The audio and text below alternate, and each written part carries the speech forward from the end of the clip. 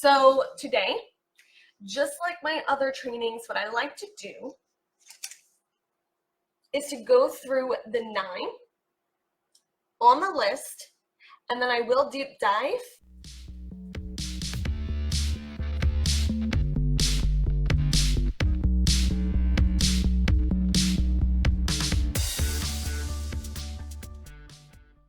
I'm just going to dive in. Today's topic is how to create an event marketing strategy blueprint. So for today on this Facebook Live, if you use events as part of your marketing strategy, part of your business, this may be a good video to stick around. But as far as the information is free. The transformation is where people decide if the boot camps and the workshops are right for them. So today, just like my other trainings, what I like to do is to go through the 9 on the list, and then I will deep dive, okay? So these are the 9 steps that I use for all the events. Number 1, I always start with identifying the broken bridges of the 6 foundations.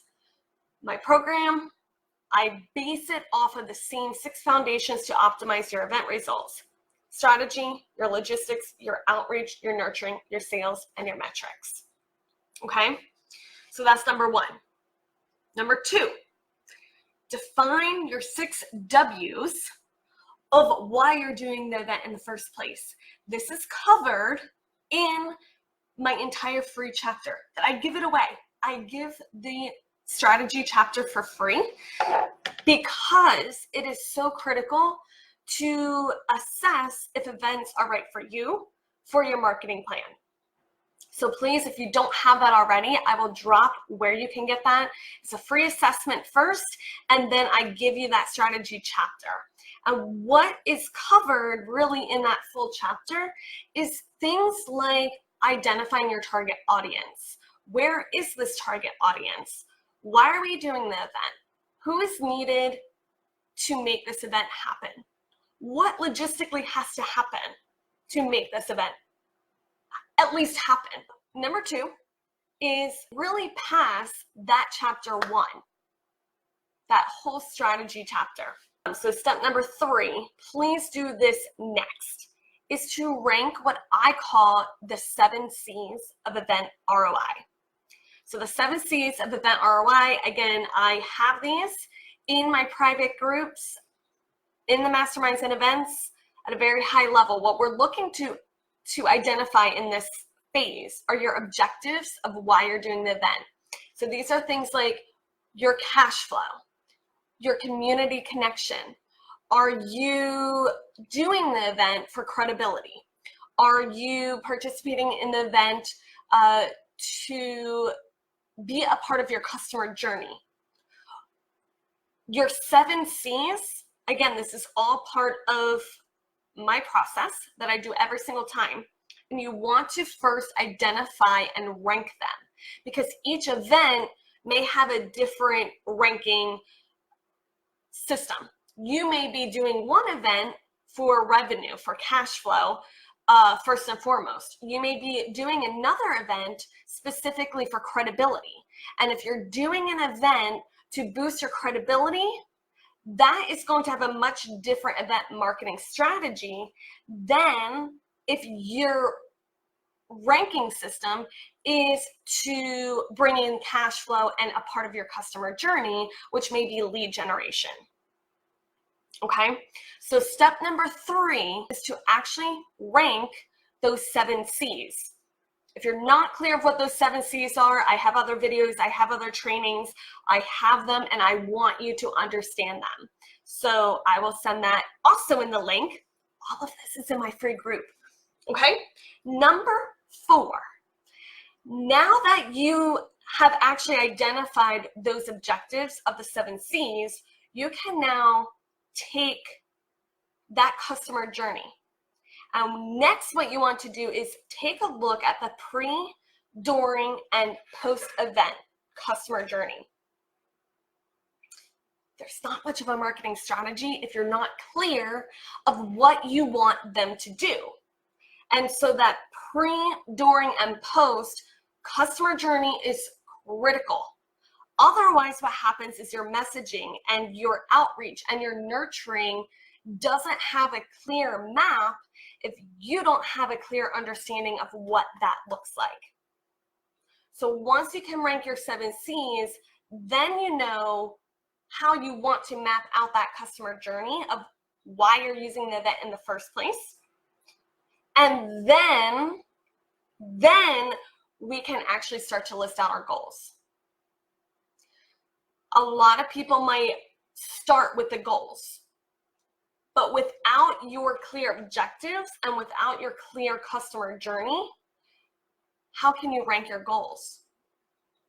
And so then what happens is people may have unrealistic or unattainable or these goals that they're just pulling out of thin air.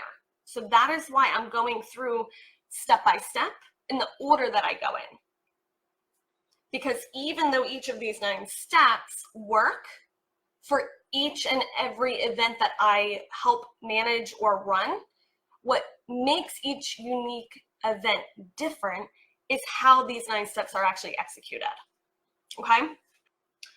Once we have our steps 1 through 5, we can create what we call key performance indicators, KPIs, right? That's jargon in the marketing industry.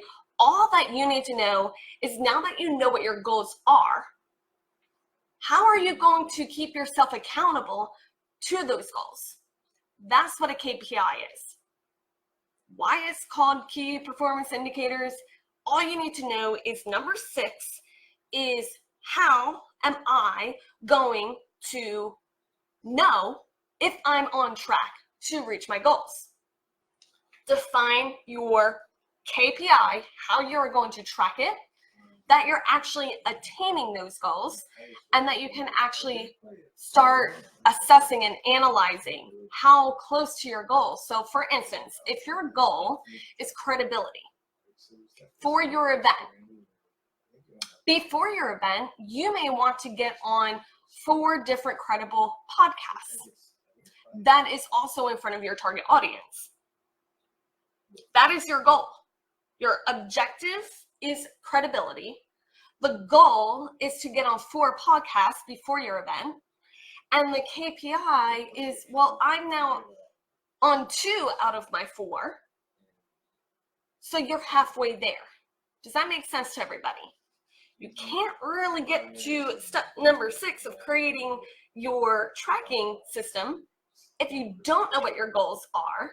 And without the objectives, it's very unrealistic to create attainable goals. So that is why it's in that order. So if your goal is, okay, I want to get on 4 podcasts, what do I need to do to get there? And then you can start tracking how close you are to your goals, so that as an overall blueprint, you know how close you are to reaching your event goals. Okay, number 7. Now that you have your goals and your KPIs and your objectives, and you have a very clear system of what you want to happen before, during, and after as a strategy, now we can start to get into the tactical. What happens a lot of times is people dive in, which is, look, I appreciate your enthusiasm that you just dive right in. My goal here is to help people optimize using events. So yes, if you don't follow anything that I'm saying, I'm not saying you won't have an event.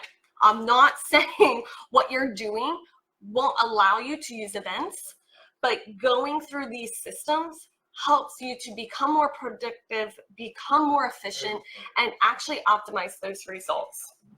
Okay? That is why number 7 of creating an event strategy blueprint is number 7. And that is finalizing your clear messaging for the event. Not number 1. That doesn't belong all the way up here.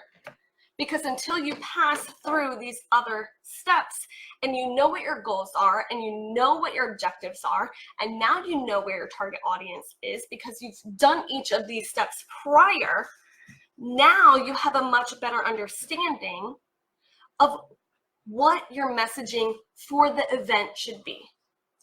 Think of the event as a specific campaign. I'm not saying that you need to revisit your entire business plan, your entire marketing messaging. My role is to help specifically using events as a campaign. So now that we've gone through steps 1 through 6, we can really define what we want to be said at the event, before the event, after the event. Once we know who these people are, where they are, what do we want them to do? How do we want our credibility to be seen, heard, acknowledged? We can now define that messaging once we understand our customer journey. Once we understand what we want out of the event, then we can go into creating the content.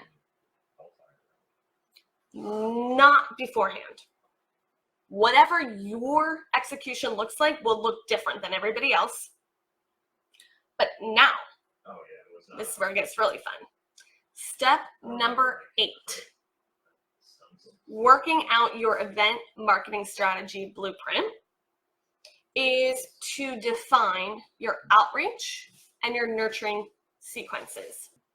But we really want to set up that foundation so you go into that stage of how you're going to outreach. Now that you have your clear messaging, now you can define what platforms you want to be on. Platforms meaning online and offline. Where is your audience? Are they on LinkedIn? Are they on Facebook? Are they on Instagram? Are they at the library? Are they on Meetup? What is your outreach platform? But because you've gone through the exercises of defining the messaging, now you can pull those together. Your outreach is not only the platform and what is said, where it's being said, how it's being advertised, what are the channels, what are the campaigns going out, how are we creating buzz here. The nurturing comes after that point of contact, but not yet ready to move forward. So if you're an event host, if you're an event organizer, and you are looking to bring on attendees, your outreach to your attendees and the nurturing sequence to educate those potential attendees why they should be there, why they should spend their time, money, resources, and energy to come to your event. Your nurturing and education and your motivation, and again, is it through email? Is it through Facebook? Is it through chat bots? Or is it phone calls? What is that sequence? This is step number 8, but this is also where we spend a lot of customization per event. This could take hours, it could take weeks, it could take months to figure out number 8, okay? So creating your outreach and your nurturing strategies before you dive in. So again, if you are a host trying to attract attendees, that outreach is much different than if you're a host trying to attract and bring on sponsorships and exhibitors. Also different if you're bringing on donors. A donor and a sponsor, that's a whole nother training. I had a whole nother conversation on exhibitors and donations. But let me know how you guys are following along here. Whether you're watching the replay, I know that I spend a lot of time here in number 8. Number 8 is really where, if you are getting help from a marketer, to really have someone that understands events and how the outreach and the nurturing sequences vary for your event. So even though our steps are the same for anyone that may use events as a platform, I want to make sure that your outreach and your nurturing sequences are aligned with your goals, your objectives, your messaging that we defined from 1 through 7. Okay? Now, can anybody guess what number 9 is? The last step to create the event marketing strategy blueprint. Number 9 is now we can actually map out the logistical tasks that need to happen to do that blueprint, okay? So logistical tasks, this is actually a whole foundation that I talk about. Logistical tasks meaning who needs to be where and when, what needs to be where and how does it get there?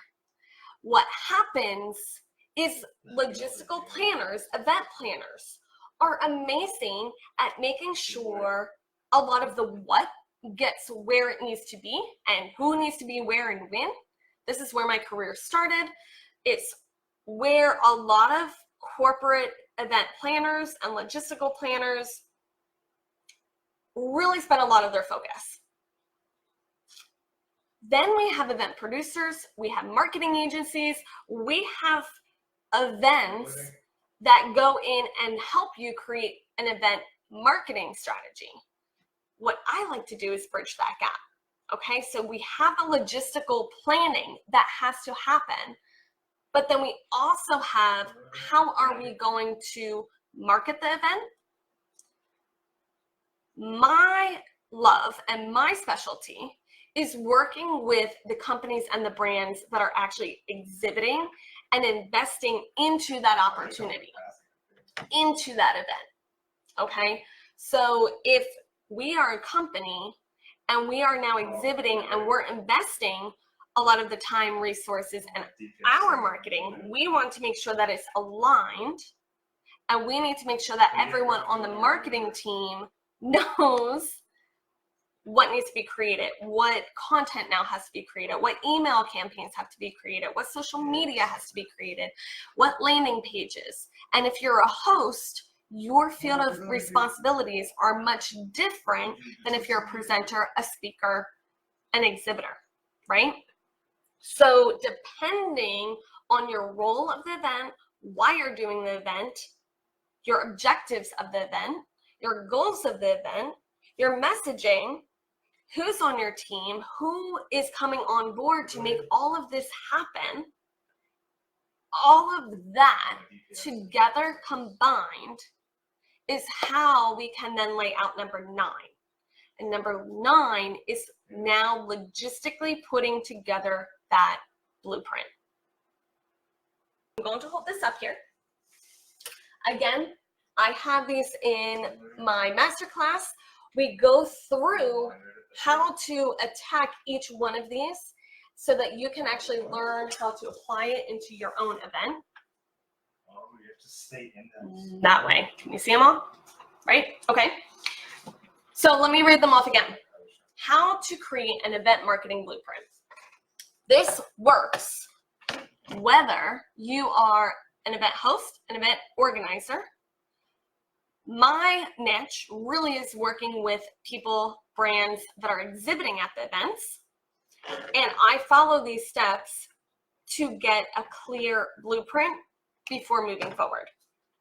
So number 1, we want to identify the broken bridges, the foundations of all 6 foundations: strategy, logistics, your outreach, your nurturing, your sales, and your metrics. First, identify those broken bridges so we know what needs to be corrected first before we move forward. Number 2 is to complete chapter 1 of event strategy and identify your 6 W's. I give that chapter for free. If you don't have it, send me a request. I will send you the free assessment. It comes with that assessment, all for free. I get you in the right direction, because number 2, completing that chapter event strategy will then lead you to number 3, to now rank your 7 C's of event ROI. your 7 C's of event ROI really gives you a clear understanding of the objectives of why you're doing the event. Number 4 is to map out your pre, during, post-event customer journey. Number 5, list out your goals based on those pre-steps, okay? List out your goals for before the event, during, and after. Number 6 is to create your KPIs. Again, the KPIs are addressing how you're going to stay accountable and how close you are to each of those goals. Number 7 is to finalize your messaging, your content, and your messaging. What needs to be said before, during, and after this event, during your marketing. Number 8, very important, we spend a lot of time, is create your outreach and your nurturing strategies. And lastly, number 9, once we go through 1 through 8, we can then put together the logistical tasks. Who needs to be where and when, what needs to be where and how, specific to your marketing campaign. Give me some feedback if you gain some value, and also anyone interested in the Masterminds and Events Master Community, I will drop that link. But if any of these are of interest, if you're maybe looking for more clarification how you can actually apply these to your event, to your specific strategy, that's where I can come in. I can help and assess how each of these 9 steps work for your marketing plan. So I'm Michelle Nicole. Hope you guys receive some value on creating an event marketing strategy. Otherwise, until next time, have an awesome week, and I will see you guys later. Make sure to comment below and subscribe. Follow us also on Instagram for more tips of what your sponsors actually want at your next event.